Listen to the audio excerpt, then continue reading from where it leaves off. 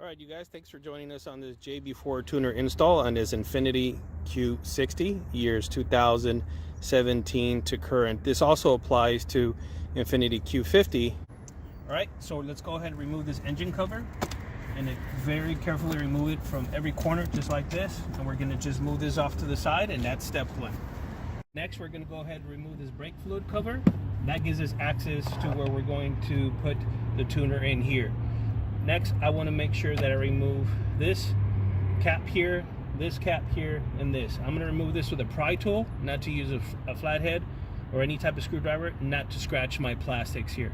Now we're going to go ahead and start removing these retainer screws here, and here, and behind this hydraulic as well, so we can get access where we're going to put our JB4 tuner and our data communication to the OBD2. The way we're going to do that is we're going to use this vinyl plastic remover tool. You can buy these at your local hardware store or Harbor Freight tool. They're super cheap, about $5. That's what I got mine for. I got an entire kit. Let's go ahead and get started. All right, there's one. Pretty much we're going to replicate what we just did here to all these other ones. I'll come back after I'm done. All right, you guys, our little nifty tool did it. Now we're just going to go ahead and remove this temporarily. I'm going to set it off to the side. I'm going to come back to this, and I'm going to survey what I'm going to do here. So I can clearly see that I'm going to have to remove this and get to here. Let me show you how I'm going to do that next. Okay, I did want to show you there's one more retainer that is right here behind the hydraulics. It'll be right next to the fender. As you can see, it is right here. So let me show you again where it's at. I'm going to go ahead and remove that, and it's going to give me access to behind this, which is right where I'm going to be able to access from inside through this fender area here. Let's go ahead and do that. All right, here's a view from the inside of the car through that fender area that I was talking about. So I'm going to go ahead and use my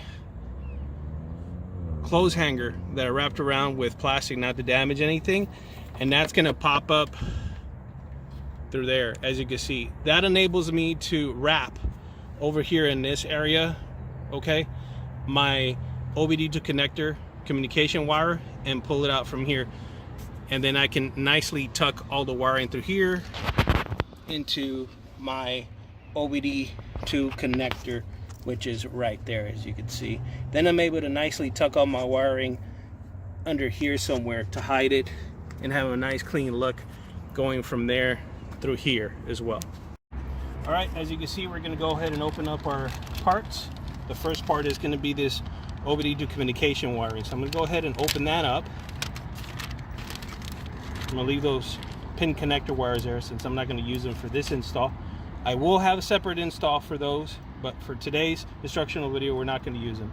Let's go ahead and unwire this, and then we're going to walk this over to inside the vehicle. I'm not going to connect this to my OBD2 now, but I am going to use my connection point and fish that through here. Okay, so I will show you how I'm going to route that next. All right, now that I have the OBD2 connector here, I'm going to go ahead and tape this to here so I can protect it as it goes through the area where I showed you I was going to fish it through. I want to make a nice little tape like this. This is just masking tape, you guys, nothing fancy, and I can completely see where I'm going to fish this through. As you can see, there's light there, so I'm going to very carefully fish this in through there. Let's go ahead and do that next.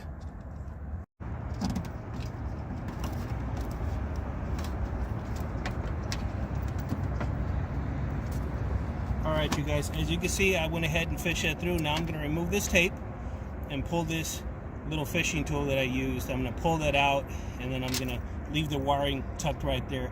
Meanwhile, I'll install the rest of the JB4 parts. Next, while we have this JB4 tuner out, before we put it in its place, tucked back here by the power booster for the brakes, okay, we're going to go ahead and connect this OBD2 connection to this here. Let's do that. All right, next thing, you guys, I do want to point out, now that we have everything, the wires right in the right places, JB4 connector should be facing towards the vehicle and not sitting on any metal. So I'm going to go ahead and sit on top of this retainer clip for these vacuum lines. They're not going to get hot. This is not going to get damaged. It's not sitting on any metal. So I'm going to put that there next. Another thing I want to point out is As far as the Obd to communication line, we routed it through here, under here, and we're going to send it out through the back area of this, and we're going to tuck this away where it's not sitting on any metal, and just use some zip ties for that as well. Again, the next part is we're just going to go ahead and zip tie this right here. That'll be the next thing on.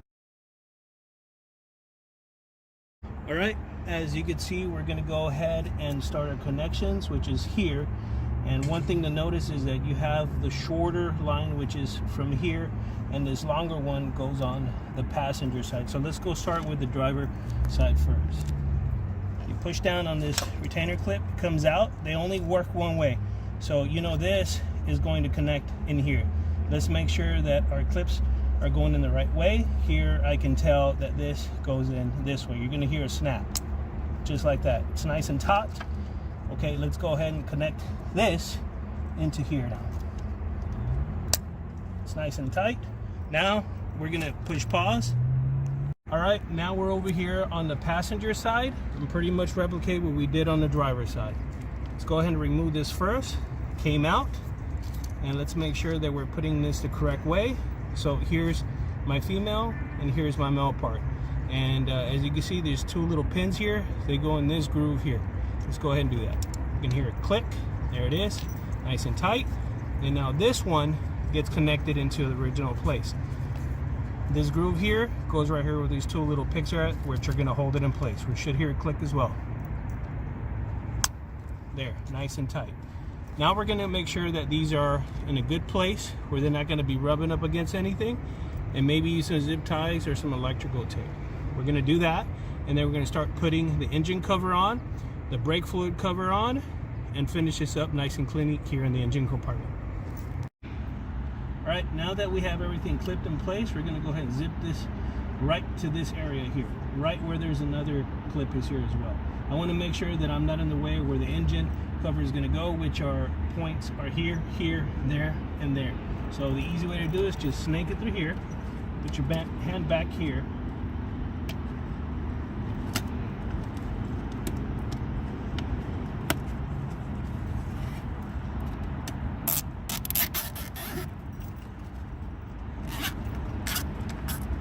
all right, now that's in place, I'm going to cut off this excess and put on my engine cover. Go ahead and finish this off. I already put the retainer clip on this one. I'm going to push the pin in.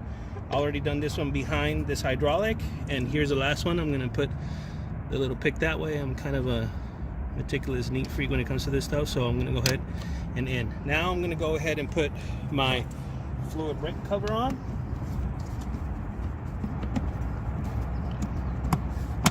Okay, there we are. And as you can see, this is nicely routed through here. It's not putting pressure with this plastic on here. It's not going to be rubbing against it, and it's not going to get overheated or anything with this sheath where it's at right now. Next, we're going to go ahead and finish off putting the engine cover on, and then we're going to go inside the vehicle and reroute that Obd to connector inside the vehicle that we fished over here earlier. Let's go ahead and put this engine cover back on. I like to be on the side of it and at least see one of these where it goes in, and the rest will kind of guide itself. As you can see, the oil fill cap is here. You push down there, that's in, and that's see how that's done? Okay, now it's time to go inside. All right, you guys, for startup purposes, we're just going to put our phone here with the JB4 Tuner app, and let's go ahead and do a little startup. There we are. That's nice and clean. Let's go ahead and connect our app.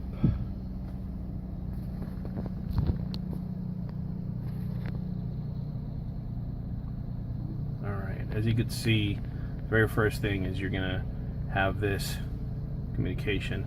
This is after, of course, setting up your account and configuring what map and what configuration you want on your information spots you have here. You have 6 of them. You can move them around and so forth, but for today's purposes, I'm just going to go ahead and leave it there. I'm also going to go ahead and change the map. Okay, you tap on it twice, and as you can see, it gives me an option here to have the JB4 disabled, which is map 0. Map 1 is +4 psi, on 91 octane. Okay, the map 2 is on +5 psi on 91 through 93 octane, and then I have this other map available, which is map 3, map 4, map 6, map 7, and it takes you all the way to map 8, which is Valet. But for today's driving, I'm going to go ahead and change it to disabling it, and just check out those gauges. Really nice to use. Okay, now we have here our tachometer and our fuel economy. We're just going to go ahead and drive this thing and show you a little bit of what this does. We're going to drive it in map 0, which is disabled, and we'll change it over to a little bit of boost increase. So ride along with us, and hope you guys have fun as much as we will.